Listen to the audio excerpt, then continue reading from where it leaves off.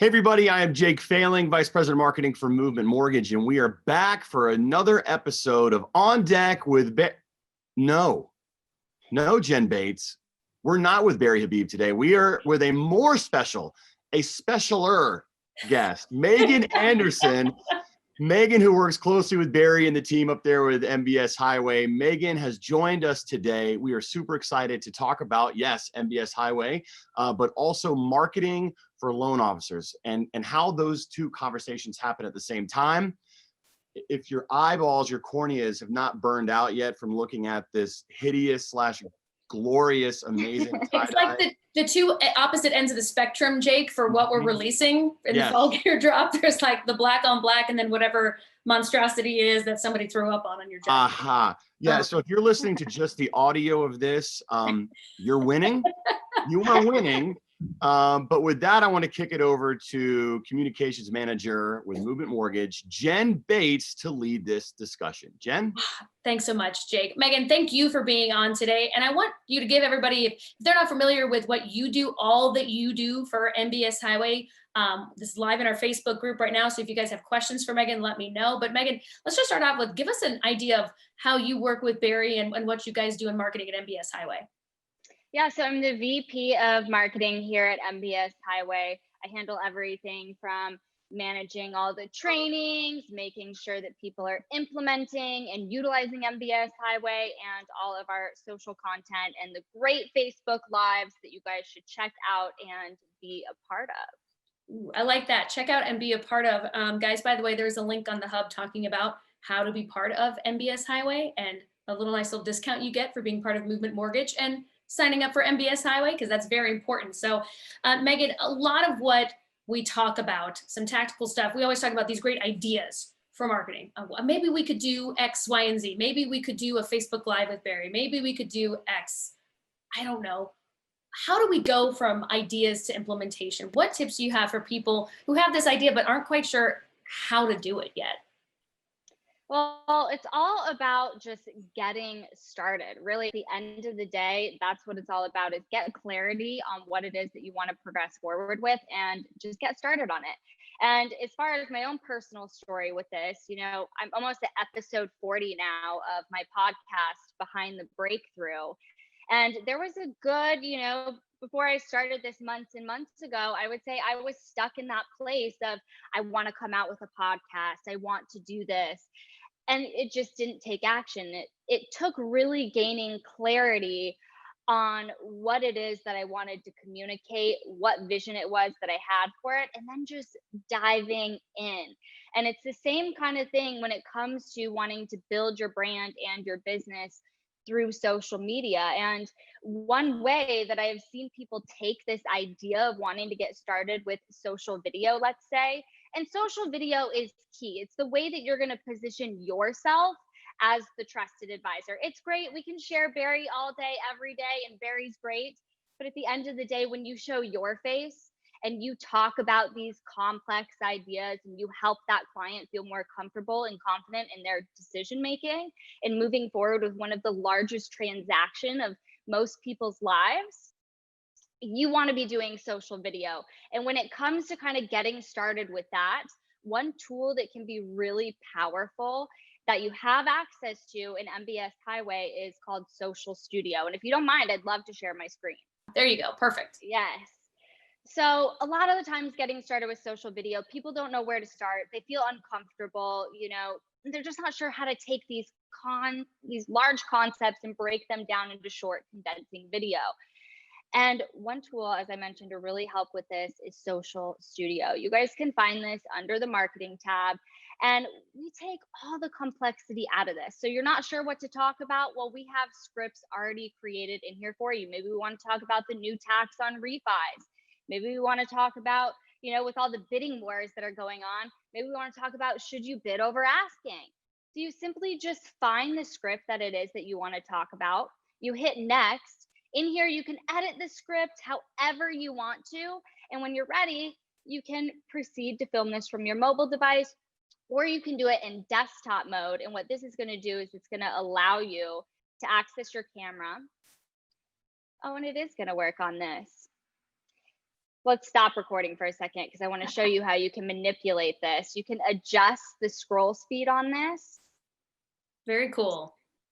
Yeah, you can adjust the font size. And then when you're ready, biggest thing, you smile, give eye contact. And I mean, if you can read, you can create a short, compelling clip for social media. Just make sure you're not on Zoom platform where it's covering up the script. Always helpful. Yeah. But when you're done, yeah, when you're done, you smile.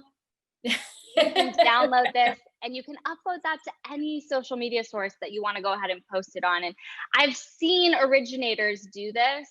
And what it has allowed them to do is get out of their head, get out of that fear, get out of that judgment. What are people going to think of this? And it allows them to be consistent, which we all know is really important when it comes to social media. Consistency is key. And what I find is once people do so many of these videos, they start to have that confidence behind camera, and it starts to show, you know, in anything, whether they're wanting to go above and beyond and start doing Facebook Lives or doing interviews with real estate agents, whatever the case may be, it gives them the confidence to move forward and start creating their own content. You know, Megan, I'm curious with your podcast too, the way you started that one. I think people are also overwhelmed by the number of tools that are out there. Jake, I know Anchor is always a good one. Are there any like simple ones that you've used, or just actual tools like physical, like a camera, like your cell phone, or anything like that that you've used that you've helped get off the ground, or microphones or things you suggest to people who feel overwhelmed by the amount of stuff there is? Yeah. It's so easy to get locked in that mindset of, I have to have the best camera, the best everything to get started. And that's not true. Your worst video is going to be the one that you're doing today. You're going to be progressively getting better. And I don't recommend that you start overwhelming yourself by going out there and getting all these fancy tools. At the end of the day, if you have AirPods and you have your phone, you can start creating content. Now, if you want to up it a little bit, you know, I have a Logitech webcam, I have a Blue Yeti microphone, a ring light. Those things all come in handy for keeping lighting and sound and all of that consistent as well. And as far as the podcast, I have people that help me on the back end side of that, so it helps tremendously. But one thing that I really love is something as simple as like Canva or Headliner, where you can get in, you can create these templates, and then all you do is you just go in, edit the quote. Maybe it's a quote that you're taking this long form piece of content and turning it into shorter pieces of content. And it just makes it really easy to be consistent without it sucking away your time. All right, Megan, I'm jumping in. This is where Jen gets super annoyed with me. I take the wheel and I yank it a completely different direction. He hears video and he's like, wait, hold on. Let me get in there real quick. So Megan, you and I met in Richmond. Do you remember this? I had started with movement. I've been with movement maybe 2 months. And I went up to Richmond for a sales meeting, and they said, you're going to meet Barry, you're going to meet Megan, you're going to meet all these people. And I'm like, I have no idea who these people are, but I need to meet people in the industry. So I come up and I meet you guys. And at that point, I don't know if you had just started with MBS Highway or what, but watching you from then to now, and seeing you headlining and keynoting and doing podcasts and all this kind of stuff, I'm going to turn the lens around on you. And so how did you make the effort to just do it, to just start doing this? Like, what did that transformation look like for you? Because I think you're a good example of someone who was maybe a little more behind the scenes to now someone who is on the forefront in our industry. Well, you know, thankfully, and I have to give Barry a lot of credit for this, Barry was constantly putting me outside my comfort zone. Before I started at MBS Highway, I tell you what, I even hated talking on the phone, let alone doing a video, anything like that. Completely hated it, would put myself out of that perspective, just didn't do it. But when I started working at MBS Highway, you know, Barry started pushing me to, you know, introduce him when he speaks or speak intermittently between different speakers. And it completely terrified me. There's this one story that it's like ingrained in me, is I was getting up to speak, and it was actually for Movement Mortgage. I was getting up to speak and I was wearing an Apple Watch at the time. And my heart just started racing. And you know how after a while, if your heartbeat, it gets so high, it starts going off, it starts alerting you that your heart rate is high. Well, that started happening to me. And so really the main purpose of this whole story is you have to get out there and put yourself in those places that feel uncomfortable, because it's in that area of feeling uncomfortable that's going to push you to grow. So I started doing that, and I've always been kind of the person that I look at things and I think, how can we make this better? How can we improve upon that? And a lot of it included, doing webinars for MBS highway users, educating them, and it all involved video. So I had to get comfortable just with part of it. I like Yeah, that. we're not all pros around here, like Jen Bates, former like literal professional public speaker on air. So it's nice to have a coach like that in our back pocket with folks. But so when you're out there, and I think you made the point, like, hey, just get out there, put yourself in uncomfortable positions. What are maybe 2 or 3 things that right now you're telling loan officers to work on, specific tactically, that they can work on maybe in this new, more virtual world? And then Jen, I'll give it back to you. I'll shut up. Yes. So I would focus, really, I am a firm believer in social video, and it needs to be your face. So I would definitely suggest that you start coming out with social video and being more consistent when it comes to social media, because I've been doing these Facebook lives, and I've been talking to a lot of coaches that talk to a bunch of originators. And listen, I know right now we're doing a bunch of refi business. It is a lot of the volume that we're taking in. But as we know, markets shift. And if we know that the market is going to shift, well, an area where people are starting to feel, less love is real estate agents. So I would encourage you guys right now to go out and follow agents that give you business, agents that you want to give you business, and you want to solidify that referral relationship. Get out there and start creating a relationship through social media, because we can't do it so much in person right now, especially if it's a stranger.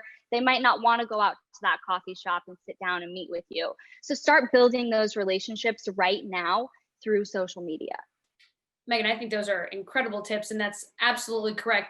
Put your face out there. It's more genuine. People can see you when they can't be in front of you. Jake, not that close. It was metaphorical. No, but Megan, I'm so curious too, because I think we do so much about teaching people how to succeed in this business, like do this, this, and this, and you will succeed. But how many times have you failed at something, and where do you take the failures in this? Because I can tell you how many times my stomach has just dropped when I've posted something that's incorrect, or anytime you're like, oh no, I'm gonna have to explain this one. Like, I accidentally said this and I meant to say this, and somebody's upset. How do you take any sort of failures in social and failures in marketing and turn them around into a success? Because maybe an email goes out on the wrong day, or with a misspelling. Or maybe your last name includes the word fail. Like, how do you get around that?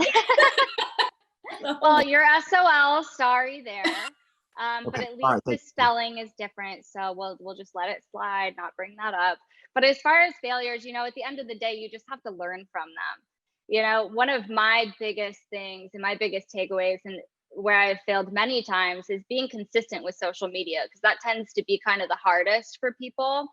And I learned through that failure to, instead of constantly thinking about how can I come up with these crazy ideas for creating content, how can I take what I'm already doing my day and create content from that to make it easier? And so really just take a look at what the failure is, take a step back, and how can you learn from it and not do the same thing? Yeah, go back and relook at processes that maybe need to be improved. I think Jonathan Garrick just said his wife proofreads all of his posts. Yes. I love that. Definitely find someone to proofread. You hear that, Jake? Well, copy editor?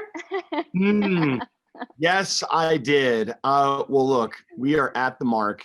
Megan, it's like you've done this before. We tell people we get in and out 15 minutes. Hopefully you were paying attention, everyone, because there were a lot of tactical pieces of advice from Megan. And again, someone who I could say personally, I have seen the career growth to where she is now. Now she's showing off her new fancy house behind her. looks amazing. Got digital fireplaces. Jen, I mean, I got a cube and you got a black wall. We got to work on this. It's I avocado set the green. mood. I set the mood just for you guys. I know. Okay. Love it. All right. Megan, thank you so much. I don't know, Jen, do we just stick with Megan for this or do we need to go back to Barry? I mean, I'm just saying it wouldn't be a bad idea to stick with Megan for this. I wouldn't be opposed to it at all. But thank you, Megan, so much for your time. Thank you, Yes, guys. thank you, Megan. Thank you for watching, and we'll see you on the next episode of On Deck.